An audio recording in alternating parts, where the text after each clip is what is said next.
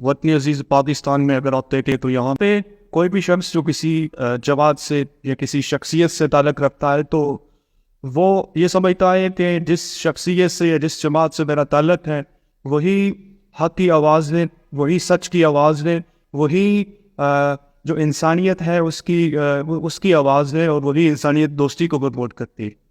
چاہے وہ شخص یا وہ جماعت انسانیت کے سب سے بڑے دشمن ہی کیوں نہ ہو، لیکن وہ جو ایک عام ورکر ہے، ایک عام شخص ہے، وہ اس کو من و ان تسلیم کر لیتا ہے۔ میرے دوستو، اسی طرز عمل کو شخصیت پرستی کہتے ہیں، یا اس کو آپ انفرادیت کہہ سکتے۔ اللہ نے انسان کو حیوان سے مختلف بنایا ہے۔ انسانی فطرت رائے کلی کی بنیاد پہ ہے۔ رائے کلی ایک پہلا چینل ہے۔ رائے کلی کیا ہے؟ اپنے جو گروہی اور ذاتی مفادات ہیں ان کو اجتماعی مفادات کے لیے قربان کر دینا رائے کلی۔ انسان اور حیوان میں بنیادی فرق یہ ہے کہ انسان ذات سے ہٹ کر انسانیت کے لیے بھی سوچتا ہے، جبکہ حیوان اپنی ضروریات کے لیے تگ و دو کرتا ہے۔ اگر ہم اس کنٹیکس میں اس کا کریٹیکل انالیسس کریں تو آپ یہ دیکھیں گے کہ ہمارے ہاں جو اس کا سب سے بڑا سبب ہے شخصیت پرستی کا، اس کی بنیاد یہاں پہ برٹش سامراج نے ڈالی۔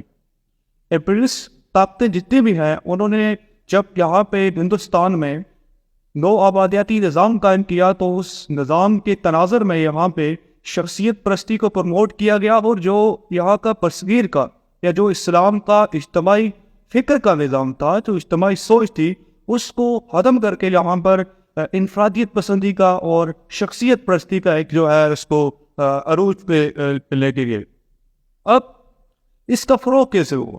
یہاں پہ جب جو کیپٹلزم ہے، نظام سرمایہ داری میں، جب اس کو پروموٹ کرنا چاہا تو یہاں پہ سب سے پہلے انہوں نے جو یہاں پہ وار کی وہ یہی کی کہ تصویر میں جو صحابہ کی اور اسلاف کی جو تعلیمات تھی اجتماعیت کی، اس کو ختم کر کے جب اس کو مسخ کیا گیا کہ اسی کے تناظر میں یہاں کا ایجوکیشن سسٹم چینج کیا گیا، یہاں کی تاریخ کو مسخ کیا گیا۔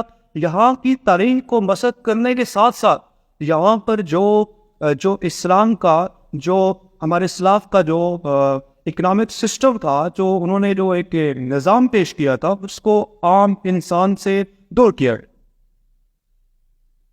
These are all causes of individualism۔ شخصیت پرستی بیسیکلی بت پرستی کی ترقی یافتہ شکل ہے۔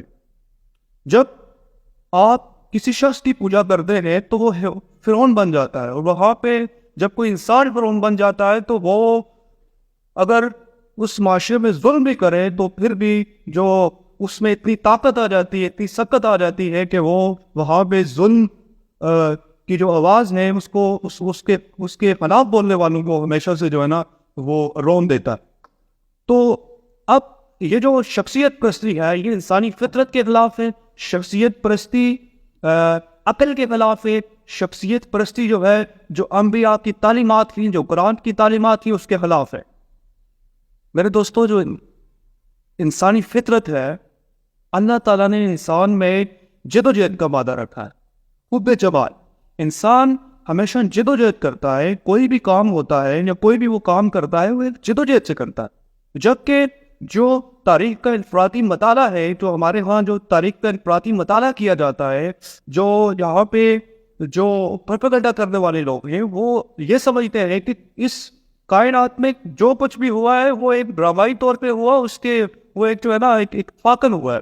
میرے دوستو، یہ سرمایہ داریت کا ایجنڈا نہیں، اور یہ سرمایہ داریت کا نظریہ ہے، تاکہ ہر چیز کو اتفاقاً قرار دے کر جو انقلابی جدوجہد ہے اس کو عام عوام جو ہے، جو انسانیت ہے، اس کے سامنے سے دور کیا جائے۔ انسانی عقل کی کیسے خلاف ہے؟ انسانی عقل دیکھیں، کچھ بھی ہونے کے لیے ایک سبب ہوتا ہے۔ There are different causes. There is a reason behind everything happening.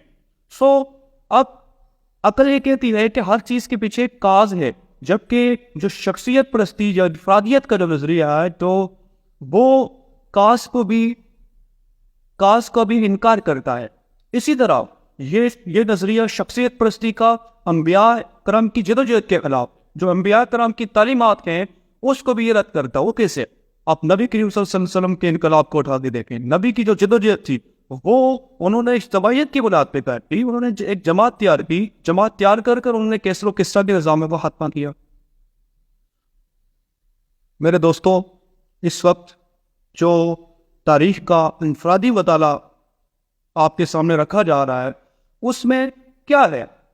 وہ یہ ہے کہ اب سرمایہ داروں کے پاس، کیپٹلزم کے جو سرحد ہیں ان کے پاس کوئی تاریخ کا کوئی خاص متعین فلسفہ نہیں ہے. وہ کیا کرتے ہیں؟ انہوں نے جب جو وہاں پہ جو یورپ کے اندر تحریک احیاء علوم کے نتیجے میں جو سائنٹسٹ نے جو سائنٹیفک ریولیوشن برپا ہوا اس پر قبضہ کرنے کے لیے انہوں نے یہ وہاں پہ جو ڈارون کا ایک نظریہ تھا جس کا اطلاق حیوانوں پر ہوتا ہے اس کا اطلاق انہوں نے انسانوں پر بھی کیا. وہ کیا تھا؟ Survival of the fittest. اب پاکستانی سماج میں دیکھیں اسی شخصیت پرستی کو پروموٹ کیا جا رہا ہے. یہاں پہ آپ دیکھیں گے کہ ایک شخص اگر اس کی جماعت کا ایک ریپرزینٹیو اور ایک لیڈر اگر ایک خاص قسم کی واسکٹ پہنتا ہے، وہ ہینڈسم ہے، تو اس کی جو ڈسکشن ہے، جو اس کا انالیسز ہے، اس کے گرد گھومتا ہے. میرے دوستوں، جو انڈیویجول لیول آف انالیسز ہے اس کو یہاں پر زیادہ سے زیادہ پیش کیا جاتا ہے، جبکہ جو سسٹمیٹک لیول آف انالیسز ہے اس کی آپ کو یہاں کے نیوز پیپر میں، یہاں کے میڈیا میں، ہر جگہ پہ آپ کو اس کی جو ہے نا کو کمی نظر آئے. تو میرے دوستوں، یہ جو شخصیت پرستی ہے، یہی جو ہے بیسیکلی جو انسانی اجتماعیت میں، جو انسانی اجتماعیت کا نظام ہے اس کو قائم کرنے کی راہ میں ایک رکاوٹ ہے.